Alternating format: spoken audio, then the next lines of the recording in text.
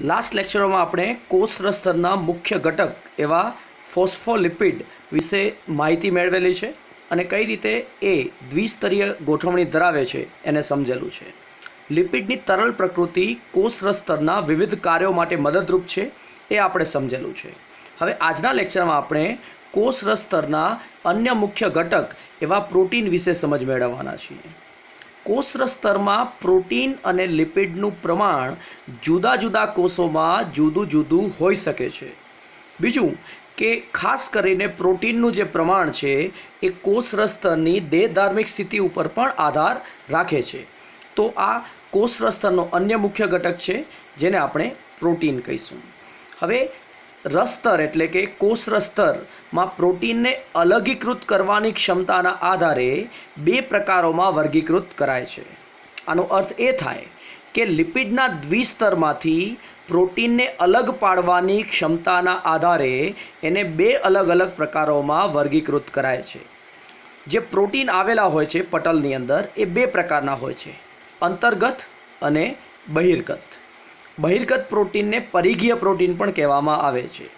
અંતર્ગત પ્રોટીનને પટલમાંથી સરળતાથી અલગ નથી કરી શકાતા, જ્યારે પરિઘીય અથવા તો બહિર્ગત પ્રોટીનને પટલમાંથી સરળતાથી અલગ કરી શકાય છે। એટલે આપણે એમ કહીશું કે પટલમાંથી કોષરસ સ્તરમાંથી પ્રોટીનને અલગીકૃત કરવાની ક્ષમતાના આધારે બે પ્રકારોમાં વર્ગીકૃત કરાય છે, અંતર્ગત પ્રોટીન અને પરિઘીય પ્રોટીન। પરિઘીય પ્રોટીનને બહિર્ગત પ્રોટીન પણ કહેવાય છે। મેં તમને હમણાં કહ્યું એ પ્રમાણે અંતર્ગત પ્રોટીનને પટલમાંથી સરળતાથી અલગ નથી કરી શકાતા, જ્યારે પરિઘીય અથવા તો બહિર્ગત પ્રોટીનને પટલમાંથી સરળતાથી અલગ કરી શકાય છે। તો પ્રથમ જોઈએ આપણે અંતર્ગત પ્રોટીન। અંતર્ગત પ્રોટીન એ લિપિડના દ્વિસ્તરમાં અંશતઃ કે પૂર્ણ રીતે ખૂપેલા હોય છે। અંતર્ગત પ્રોટીન એ લિપિડના દ્વિસ્તરમાં અંશતઃ અથવા તો પૂર્ણ રીતે ખૂપેલા હોય છે, સરળતાથી અલગ કરી શકાય નહીં।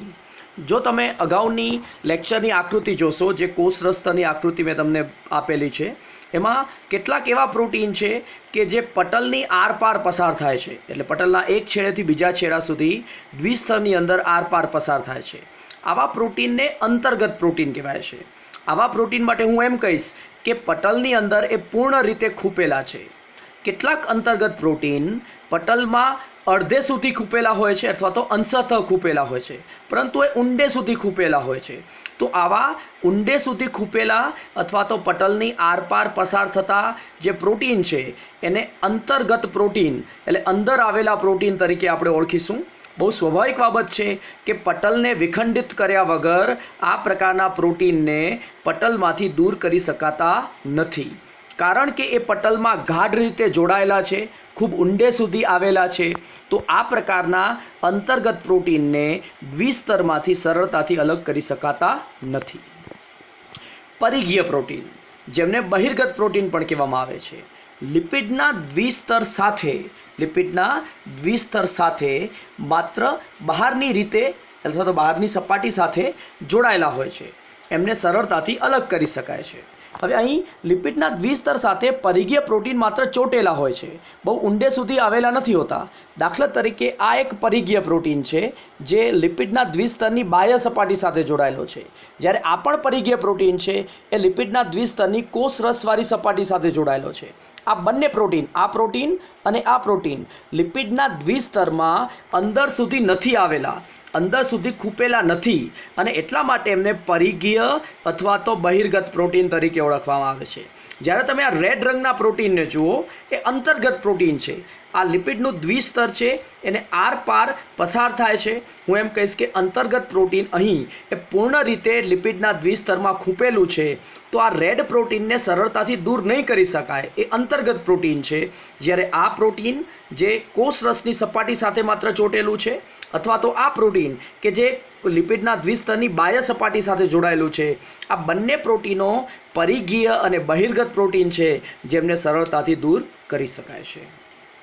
ચલો હવે આ આકૃતિમાં આપણે જોઈએ કે કઈ રીતે પ્રોટીન છે એ લિપિડના દ્વિસ્તરમાં પાર્શ્વીય ગતિ કરી શકે છે। આ પટલ છે લિપિડનું જે દ્વિસ્તરનું બનેલું છે. આપણે જાણીએ છીએ કે લિપિડનું દ્વિસ્તર એ તરલ પ્રકૃતિ ધરાવે છે. જેમ કોઈ પ્રવાહીની અંદર કોઈ વસ્તુ છે સરળતાથી પસાર થઈ શકે છે, એમ આ લિપિડના દ્વિસ્તરમાં પ્રોટીન પણ એક સ્થાનેથી બીજા સ્થાને પાશ્વીય રીતે ગતિ કરી શકે છે. તો આ પ્રકારની પાશ્વીય ગતિનો અર્થ શું થાય? જો આ લિપિડનું દ્વિસ્તર, આ લિપિડના દ્વિસ્તરમાં પ્રોટીનનું સ્થાન છે. હવે માનો કે પ્રોટીન મૂવમેન્ટ કરી, ગતિ કરી અને આ પ્રોટીનની નજીક આવી જાય તો આપણે એને પાશ્વીય ગતિ તરીકે ઓળખીશું. તો તમે જુઓ, આ જે અંતર્ગત પ્રોટીન છે એ પોતાનું સ્થાન બદલી અને આ જે પરિઘીય પ્રોટીન છે એને નજીક આવી જાય છે અને આ રીતે લિપિડના દ્વિસ્તરમાં આ પ્રોટીન લેટરલી એટલે કે પાશ્વીય રીતે ગતિ કરે છે. અને આ પ્રકારની પાશ્વીય ગતિ એટલે જ શક્ય બને છે કે લિપિડ એ તરલ પ્રકૃતિ ધરાવે છે, લિપિડનું દ્વિસ્તર એ તરલ પ્રકૃતિ ધરાવે છે અને જેના કારણે આ પ્રોટીન પોતાનું સ્થાન અહીં બદલી, ગતિ કરી અને આ પ્રોટીનની નજીક આવી જાય છે, જેને આપણે પ્રોટીનની પાશ્વીય ગતિ તરીકે ઓળખીએ છીએ. અગાઉના લેક્ચરમાં કહ્યું હતું એ પ્રમાણે પ્રોટીનની પાશ્વીય ગતિનો આધાર લિપિડની તરલતા ઉપર હોય છે. અલગ અલગ કોષોમાં અલગ અલગ પ્રકારના લિપિડો આવેલા હોય છે. કેટલાક લિપિડ વધારે તરલ હોય છે, કેટલાક લિપિડ ઓછા તરલ હોય છે. જો લિપિડ વધારે તરલ હશે તો અંતર્ગત પ્રોટીનો સરળતાથી પાશ્વીય ગતિ કરી શકશે, પરંતુ જો લિપિડ ઓછા તરલ હશે તો આ પાશ્વીય ગતિ કરવામાં સમસ્યા ઊભી થશે, અવરોધ ઊભો થશે. પરંતુ એટલું શ્યોર છે કે લિપિડની તરલતાને કારણે પ્રોટીન એ પાશ્વીય રીતે એક સ્થાનથી બીજા સ્થાન તરફ ગતિ કરી શકે છે, જેને પ્રોટીનની પાશ્વીય ગતિ તરીકે ઓળખવામાં આવે છે. જો પાશ્વીય ગતિ વધારે થશે તો આપણે લિપિડના દ્વિસ્તરને વધારે તરલ કહીશું. આમ લિપિડના દ્વિસ્તરની તરલતા એ પ્રોટીનની પાશ્વીય ગતિના આધારે નિર્ધારિત કરવામાં આવે છે. તો લિપિડ અને પ્રોટીન એ કોષરસ સ્તરના મુખ્ય ઘટકો છે, પરંતુ અલ્પ પ્રમાણમાં કોષરસ સ્તરમાં કાર્બોદિતો એટલે કે શર્કરાઓ પણ આવેલી હોય છે. તમે આ આકૃતિમાં જુઓ તો આ પરિઘીય પ્રોટીન સાથે આ શર્કરાઓની એક શૃંખલા જોડાયેલી છે. તો આ પ્રકારની શર્કરા જે કાર્બોદિતો કહેવાય છે એ લિપિડ અથવા પ્રોટીન બંનેની સાથે જોડાયેલી હોઈ શકે છે.